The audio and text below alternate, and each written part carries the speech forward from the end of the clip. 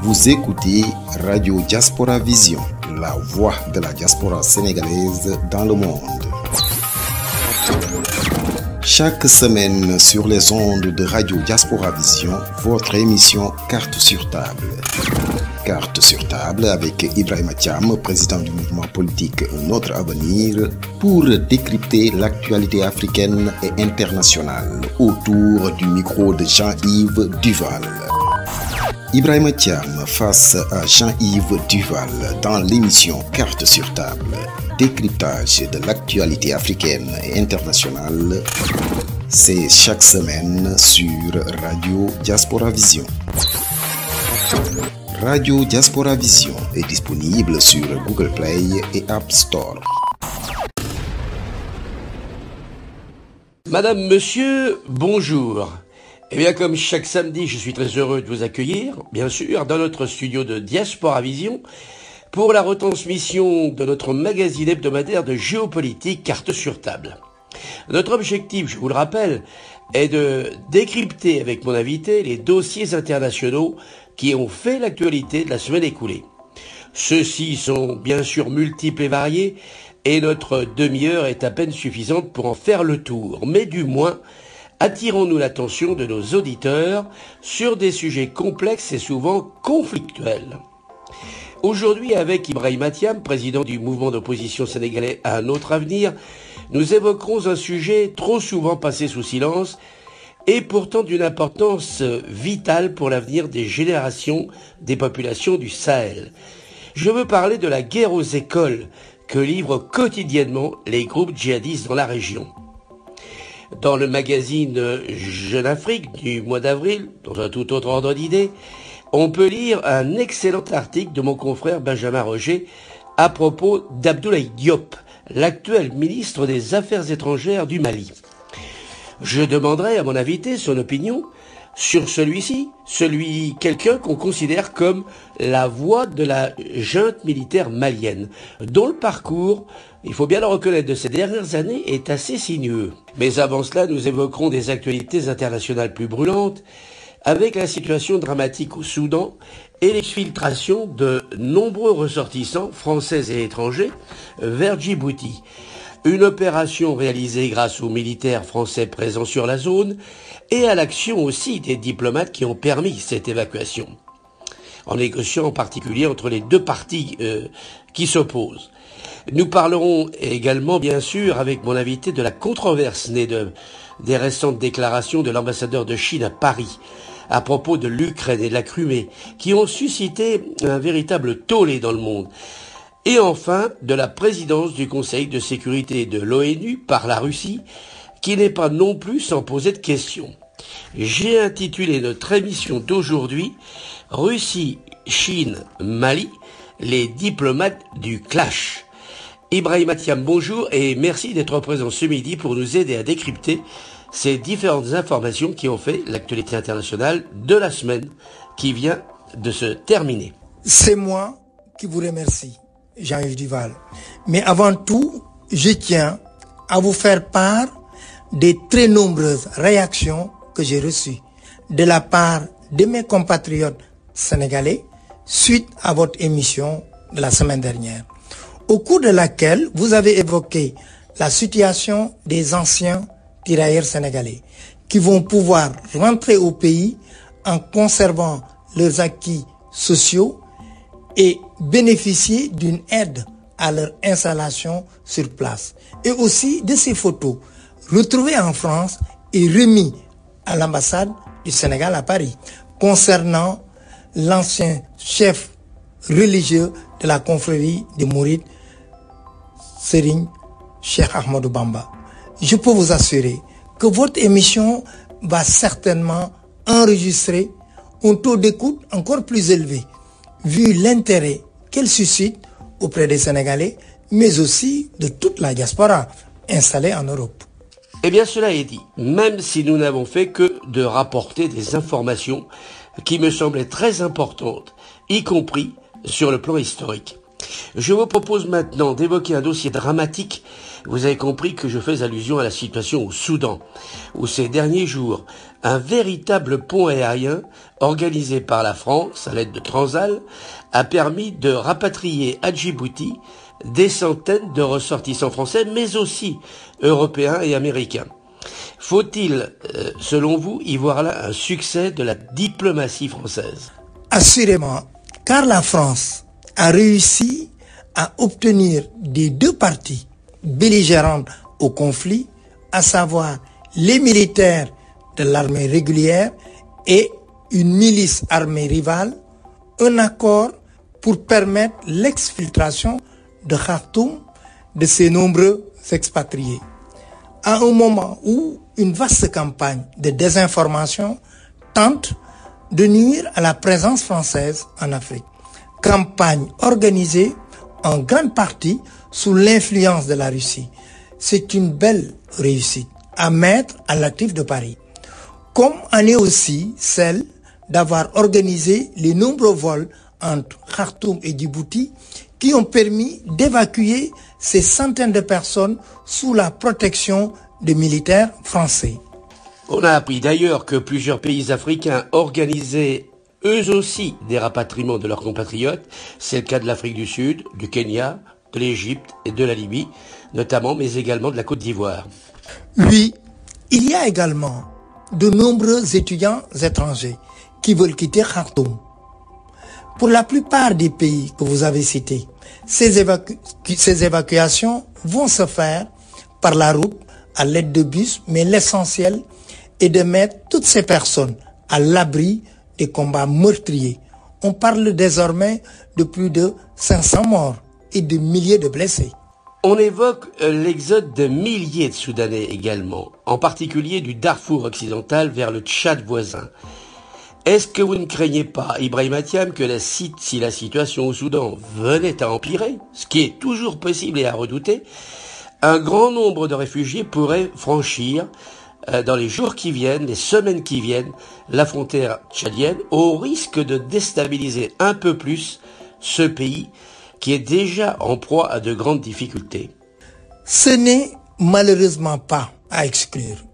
On a d'ailleurs appris que l'ONU, via son programme alimentaire mondial, achemine actuellement depuis N'Djamena un convoi de camions chargés de nourriture vers cette zone et qu'une ONG allait installer sur place une clinique mobile pour donner les premiers secours aux réfugiés, en particulier à de nombreux enfants victimes de malnutrition.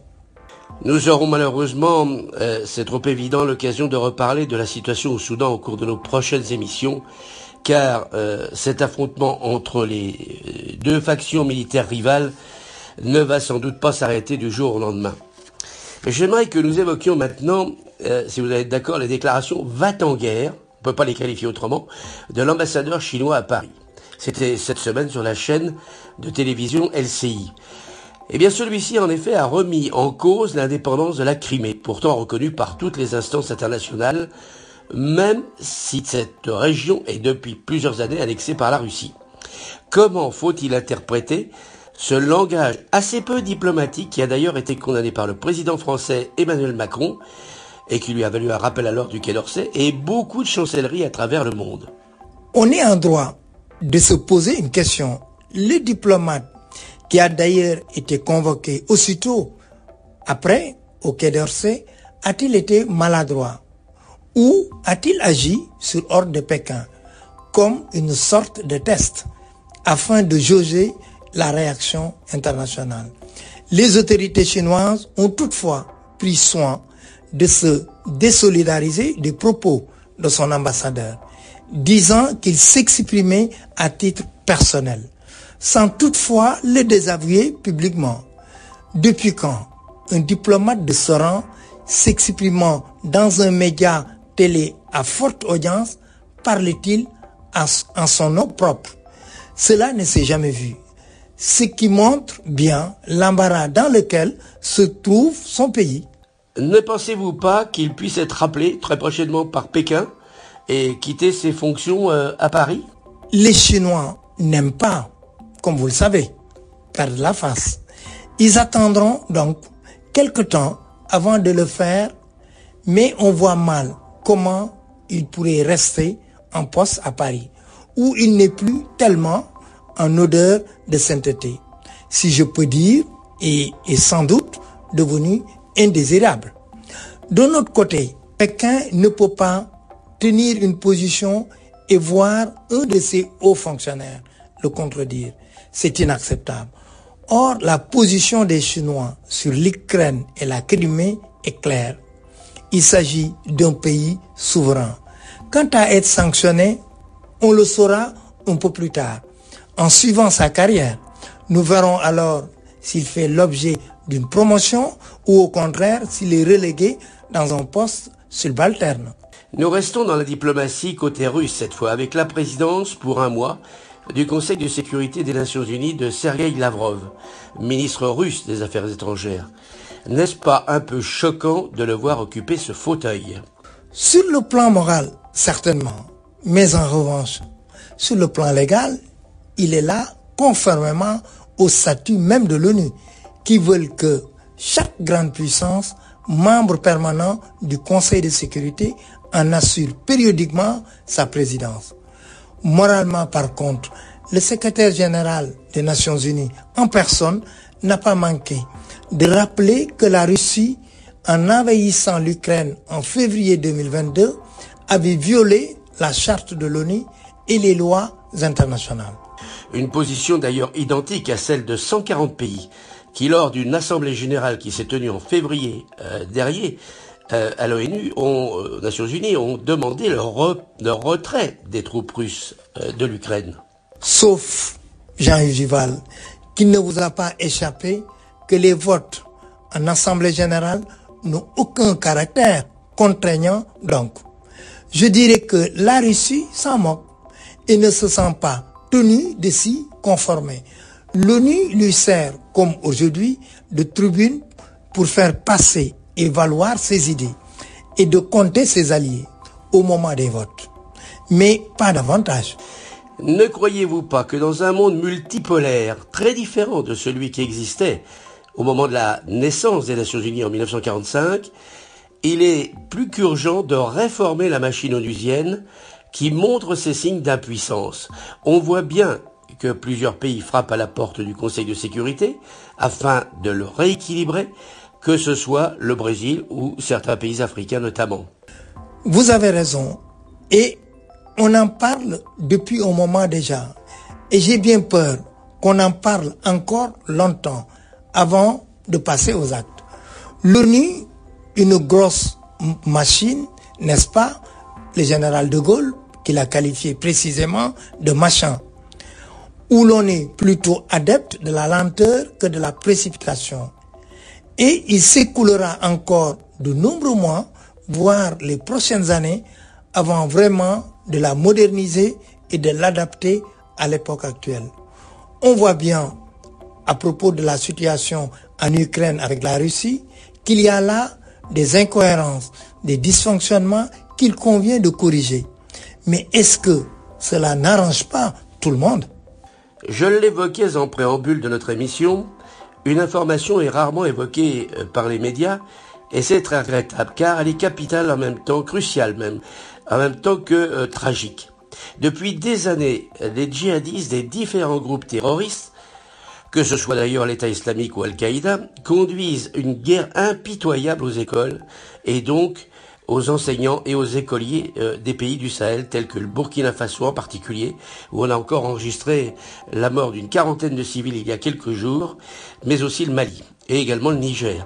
Je tenais à ce que nous en parlions ce midi avec mon invité, à qui je demande, Ibrahim Athiam, quelle est votre réaction lorsqu'on apprend que plus de 1000 écoles ont été la cible des djihadistes au Mali, au Burkina Faso ou au Niger?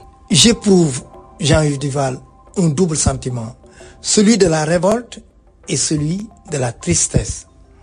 De la révolte, car au-delà des milliers de victimes que font ces groupes terroristes, on oublie les effets secondaires terribles de leurs attaques et j'en arrive à mon deuxième sentiment qui est celui de la tristesse.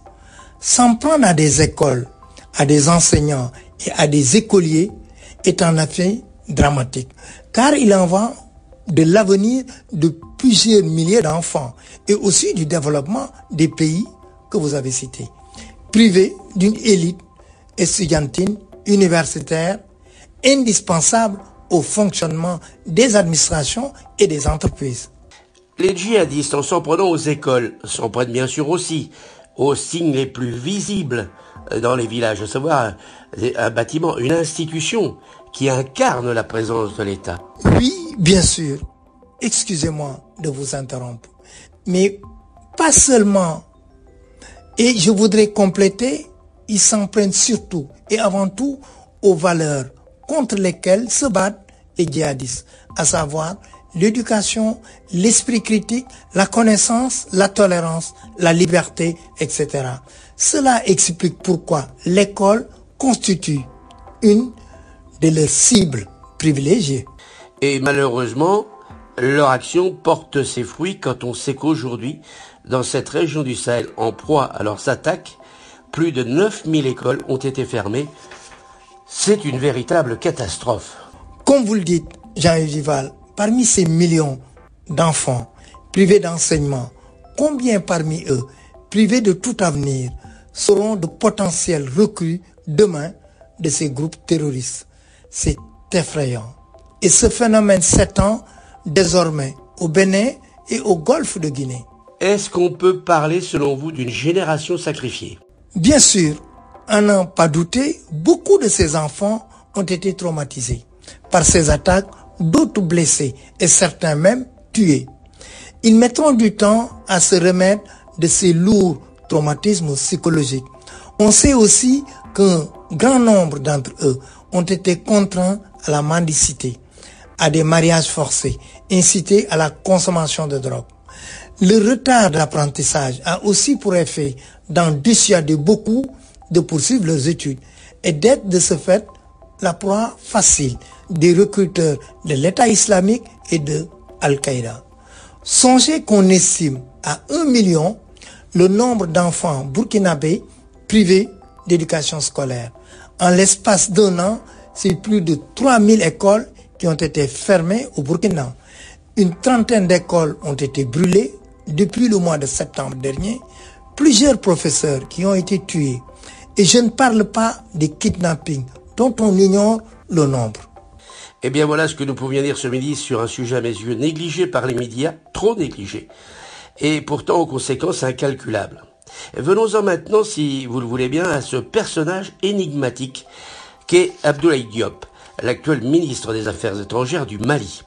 Et en effet, le magazine Jeune Afrique du mois d'avril dresse de lui un portrait très intéressant, et j'aimerais avoir votre opinion sur celui qui, après avoir été, faut-il le rappeler, le ministre d'Ibrahim Boubacar Keïta, est aujourd'hui au service des militaires au pouvoir avec à leur tête le colonel Assimi Goïta. C'est vrai, le virage à 90 degrés opéré par ce diplomate chevronné a de quoi surprendre. Et en premier lieu, ces clashs à répétition avec le gouvernement français, que ce soit depuis Bamako ou lors de déclarations à l'intérieur de l'enceinte des Nations Unies. En fait, il est l'artisan sur le plan international de la rupture des liens diplomatiques entre son pays et la France et son rapprochement avec la Russie. Désormais, son interlocuteur privilégié est Sergueï Lavrov, le ministre russe des Affaires étrangères. Et pourtant, le même homme a fait tout son cursus universitaire à Paris. Et il a prôné pendant des années un partenariat du Mali avec la France. Alors, peut-on parler d'une girouette? Je n'irai pas jusqu'à dire cela. Mais il est certain que depuis l'arrivée au pouvoir de la junte militaire, à la suite de 2 coups d'État successifs, l'homme a beaucoup changé. Et il est aujourd'hui l'un des chantres panafricanistes tendance mousquetaire. Il est très différent du ministre des Affaires étrangères d'Ibeka. Et on peut même remonter plus loin. Car il peut se vanter d'une longue carrière, plus de 30 ans, ayant successivement servi les présidents Alpha Oumar Konaré, Amadou Toumani Touré, ATT et Ibeka, avant de se rallier au colonel Assimi Goïta. Faut-il y voir là une forme d'opportunisme et n'a-t-il pas pris en réalité le train en marche suite à une ambition personnelle qu'il est en train d'assouvir? Assurément, comme beaucoup d'hommes politiques de premier plan qui tiennent à préserver leur plan de carrière, assurer leurs arrières et il y est aidé grâce à son imposant carnet d'adresses. On ne peut toutefois s'empêcher de se demander quel avenir l'attend après le départ des militaires au pouvoir. Et on est en droit de se demander s'il ne s'est pas tiré une balle dans le pied en étant leur porte-voix. Ce n'est pas faux. Il est peut-être en train de brûler ses vaisseaux, comme l'on dit. Sa reconversion à l'avenir dans une instance internationale sera difficile, voire impossible. Quelqu'un a dit en plaisantant qu'il pourrait bien enseigner la diplomatie dans une université à Moscou. Une chose est sûre, il s'est un peu trop compromis avec la junte pour espérer pouvoir servir demain un gouvernement de nouveau occupé par les civils. Est-ce qu'on peut dire que Abdoulaye Diop, sert les colonels maliens alors que ceux-ci se servent de lui? C'est à peu près cela, car il n'est pas l'un d'entre eux et les colonels n'ignorent pas qu'il a servi plusieurs régimes et ne sont pas, sans doute, assurés de sa loyauté. Ils doivent même penser qu'il lui arrive de tenir un double langage auprès de ses interlocuteurs étrangers, afin de se dédouaner.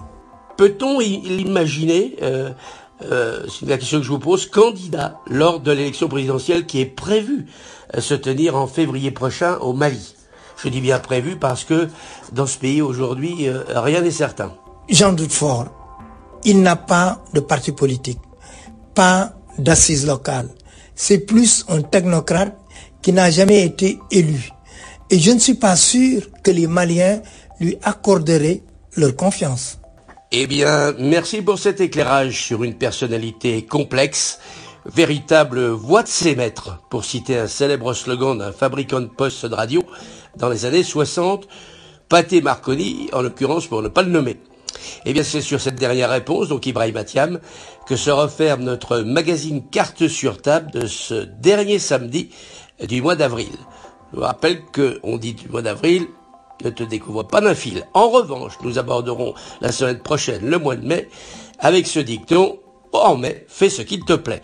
Eh bien, il me reste à vous remercier ainsi que tous nos auditeurs, fidèles à l'émission, et à vous donner rendez-vous la semaine prochaine, même lieu, même heure, et surtout, d'ici là, portez-vous bien. À très bientôt. Chaque semaine sur les ondes de Radio Diaspora Vision, votre émission Carte sur table. Carte sur table avec Ibrahima Thiam, président du mouvement politique Notre Avenir, pour décrypter l'actualité africaine et internationale autour du micro de Jean-Yves Duval. Ibrahima Thiam face à Jean-Yves Duval dans l'émission Carte sur table. Décryptage de l'actualité africaine et internationale. C'est chaque semaine sur Radio Diaspora Vision. Radio Diaspora Vision est disponible sur Google Play et App Store.